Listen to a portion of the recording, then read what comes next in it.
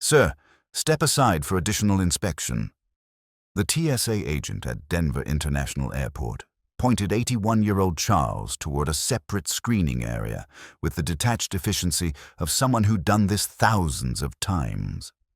Charles had triggered some alert during the security screening process. Probably the metal in his hip replacement, though it could have been any number of age-related medical devices that made elderly travelers subject to additional scrutiny. The TSA agent, young and officious, processed Charles like a potential security threat rather than an elderly traveler trying to reach his grandson's college graduation. Charles complied without protest, moving slowly with his cane toward the inspection area. Behind him, other travelers grumbled impatiently about the delay. If you believe respect for service should be automatic, comment "honor" below.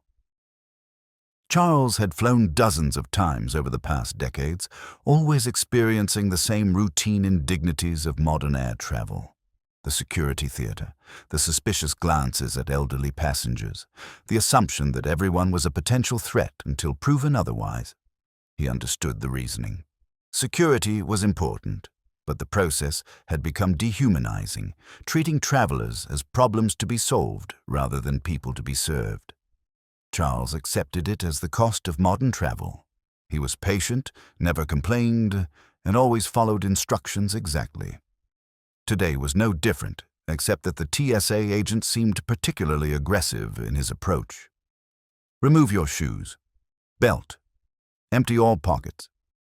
Place the cane on the belt. Stand in the scanner with your hands above your head. Charles struggled with the physical requirements. At 81, balancing without his cane while removing shoes wasn't simple. The TSA agent watched without offering assistance, treating the difficulty as suspicious delay rather than physical limitation. "Sir, we need you to move faster. You're holding up the line." Charles complied as quickly as his aged body allowed, finally standing in the scanner in the required position. The machine completed its scan. The agent studied the screen, then called over a supervisor. They spoke in low tones, glancing at Charles with expressions that suggested they'd found something concerning. The supervisor approached. "Sir, we're going to need to conduct a pat-down.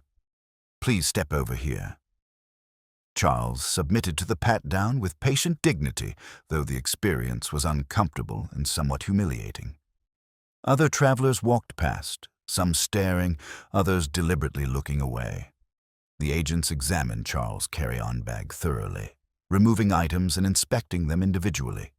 They found nothing problematic because Charles carried nothing problematic. Just an elderly man's travel necessities, medications, reading glasses, a book, a sweater. But the agent's suspicion had been triggered, and protocol demanded thoroughness. After several minutes, they cleared Charles to proceed. No apology, no acknowledgement of the inconvenience. Just a dismissive wave toward the gate area. Charles gathered his belongings, slowly reassembled his belt and shoes, and limped toward his gate. An Air Force colonel in uniform had been standing several positions behind Charles in the security line. He'd watched the entire interaction with growing anger. Not because security procedures were being followed, but because of the dismissive, almost contemptuous way the TSA agents had treated the elderly man. As the colonel proceeded through his own screening, which went smoothly, with TSA agents notably more respectful toward the uniform, he caught up to Charles at the gate area. Charles was sitting alone, looking tired and somewhat rattled from the experience. The colonel approached. "Excuse me, sir. I saw what happened at security.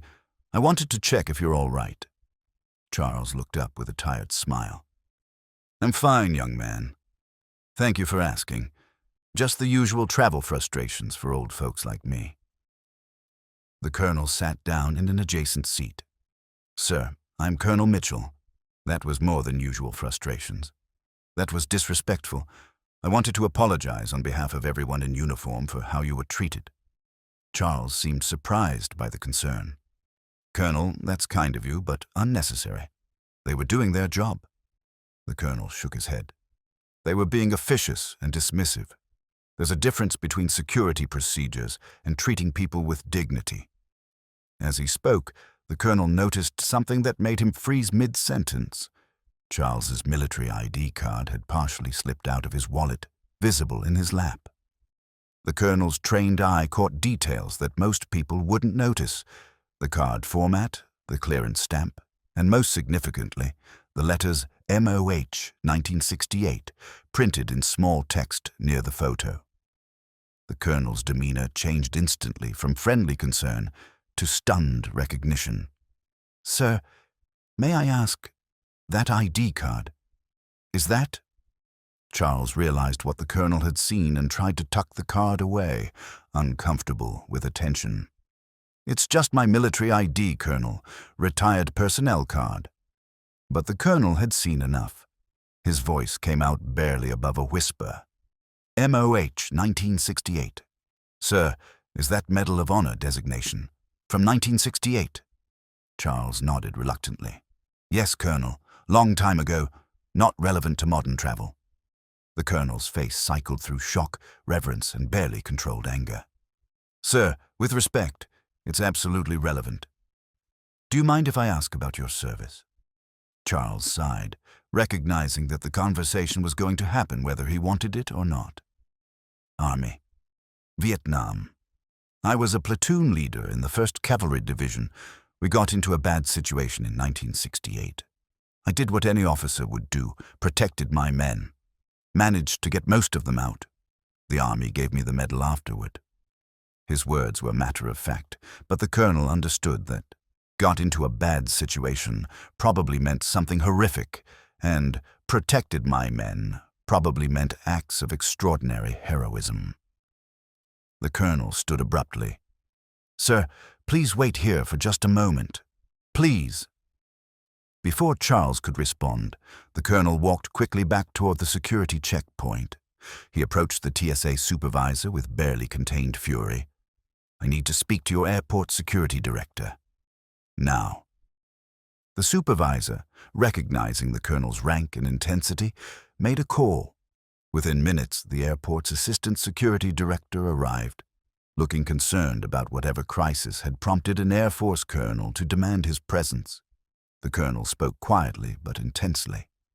"You have a Medal of Honor recipient at Gate 32, the man your agents just subjected to a pat-down and aggressive inspection.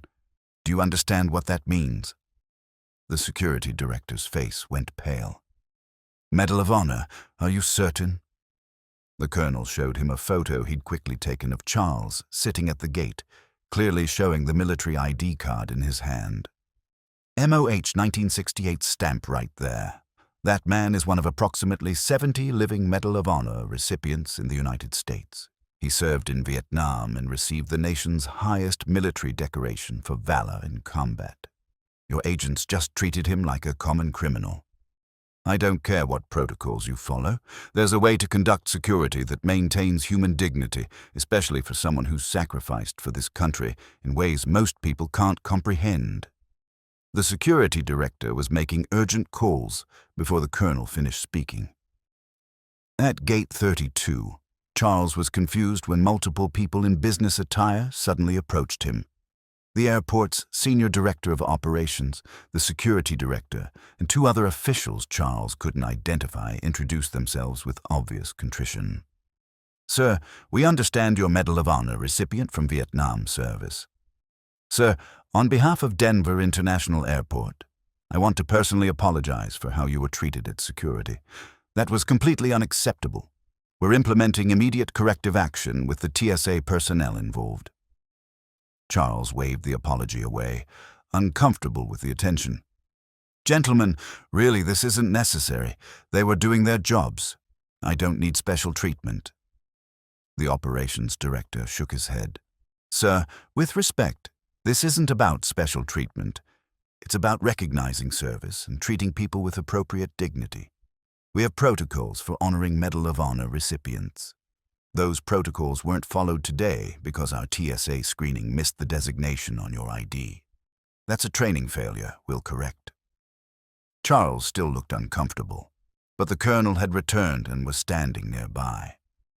"Sir," the colonel said gently, Let them show you the respect you've earned. Sometimes accepting honor isn't about you. It's about reminding everyone else what service means and what sacrifice deserves. Charles considered this, then nodded slowly. All right, Colonel. Whatever you gentlemen feel is appropriate. What happened next surprised Charles completely. The airport director made an announcement over the public address system. Ladies and gentlemen, we have the distinct honor of having a Medal of Honor recipient traveling through our airport today. Mr. Charles, last name withheld for privacy, served our nation with extraordinary valor in Vietnam in 1968. On behalf of Denver International Airport and all travelers here today, we thank him for his service and sacrifice. The gate area, which had been filled with the usual pre-boarding chaos, went quiet. Then someone started clapping, others joined. Within seconds, everyone at the gate, business travelers, families, airport staff, was standing and applauding. Charles sat there, tears forming in his eyes, overwhelmed by the unexpected recognition. The airline gate agent made another announcement. Mr. Charles, you'll be boarding first today, and we've upgraded you to first class as a small token of our appreciation. The operations director added, Sir, we're escorting you to the aircraft personally.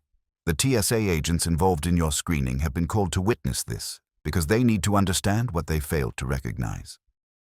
True to his word, as Charles was escorted to the boarding bridge, walking slowly with his cane while airport officials accompanied him, the TSA agents who'd screened him stood nearby, clearly having been brought there by their supervisors. Their faces showed a mixture of shame and shock as they realized who they'd treated so dismissively. The colonel walked with Charles to the aircraft door. Sir, thank you for allowing this. These young people needed to see what they'd missed. Not to humiliate them, but to teach them. That TSA agent probably screens 1,000 people a day. Today he learned that every person he screens has a story, that assumptions about elderly travelers or anyone else can blind you to who they really are. Charles paused at the aircraft door. Colonel, I appreciate what you've done, but I want to say something to those young people if you don't mind. The colonel nodded. Charles turned back to where the TSA agent stood, called them closer so he could speak without shouting. Young man, he addressed the agent who'd screened him, you did your job today. You followed your protocols. Don't let today make you doubt yourself. Just remember that every person you screen is someone's grandfather, someone's hero, someone who matters. Treat them all with the dignity I know you can show. The TSA agent, who couldn't have been more than 25 years old, had tears in his eyes. Sir, I'm so sorry. I didn't know. I should have looked at your ID more carefully. I should have seen the MOH designation. I should have... Charles interrupted gently.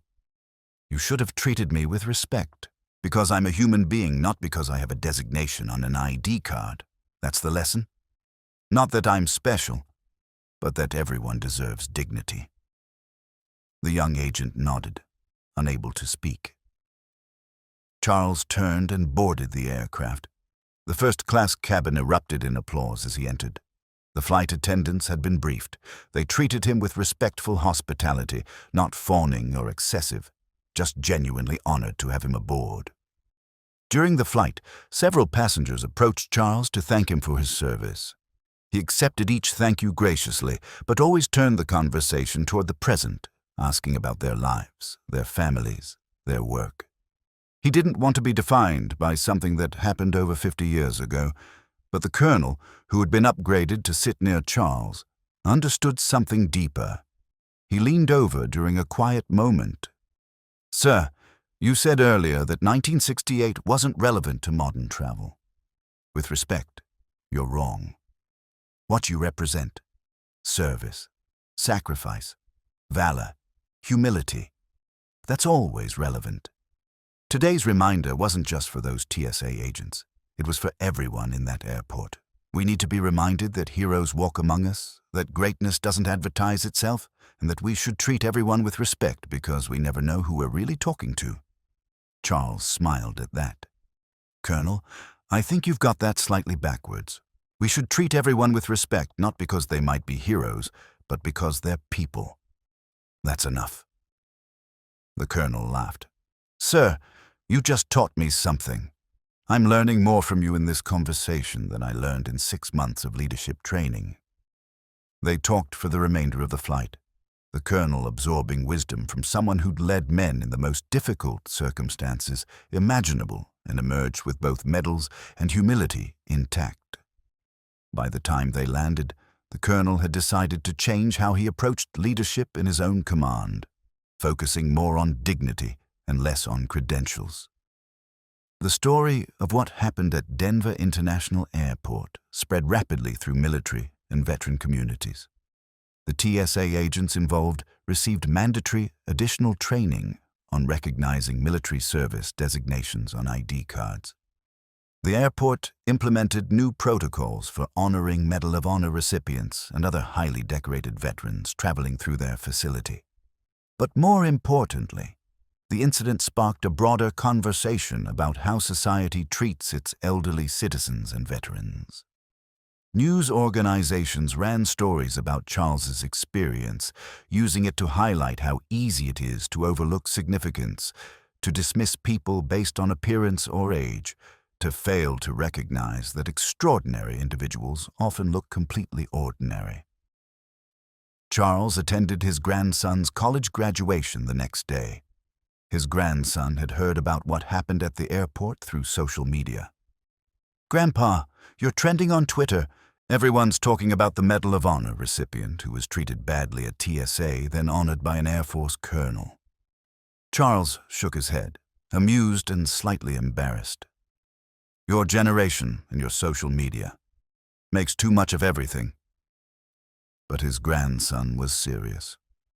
"No, Grandpa. People needed this story. They needed to be reminded to look beyond surfaces, to treat everyone with respect, to understand that the quiet old man in line might be someone who saved lives. That's an important lesson." Charles considered that, then nodded. "Maybe you're right. But remember, the real lesson isn't that I'm special. It's that everyone deserves dignity. Everyone." When Charles passed away 3 years later at 84, his funeral included the Air Force colonel who'd recognized his Medal of Honor designation at the airport. The colonel had maintained contact with Charles, visiting him several times and learning from his perspective on leadership, service, and humility. In his eulogy, the colonel described the airport encounter. "Charles taught me that day that true heroism doesn't demand recognition. It serves quietly and accepts honor graciously without seeking it." He could have identified himself at any point during that screening. He could have pulled rank, demanded respect, made those young TSA agents feel terrible. Instead, he submitted to their procedures with patient dignity, then taught them with kindness after they realized their mistake. That's who he was. A man who'd done extraordinary things but insisted on being treated as ordinary. The TSA agent who'd screened Charles that day also attended the funeral.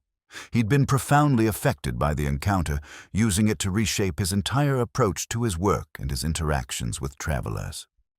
He approached Charles' family afterward. "I want you to know that your father changed my life that day. I was young and arrogant, treating my job like I was protecting the country from threats rather than serving people who were traveling. He taught me humility and dignity in 5 minutes of conversation. I'll never forget it. Every single person I screen now, I treat them like they might be Charles, with respect and recognition that I don't know their story, but they deserve dignity regardless." The family thanked him, moved by how Charles's grace had created lasting impact on someone who'd initially dismissed him. If you believe that respect should be automatic rather than earned through recognition, that dignity should be extended to everyone, regardless of whether we know their accomplishments, and that heroes often walk among us unrecognized, subscribe to this channel. We share stories that honor quiet service, that remind us to look beyond appearances, and that teach us that the person we dismiss or overlook today might be exactly the person who should inspire us most. Share Charles's story with someone who needs to be reminded about humility and respect. Comment about times when you discovered that someone you'd underestimated was extraordinary. These stories preserve the understanding that greatness doesn't advertise itself, that honor is shown in how we treat everyone, and that we should extend dignity not because someone might be special, but because being human is reason enough.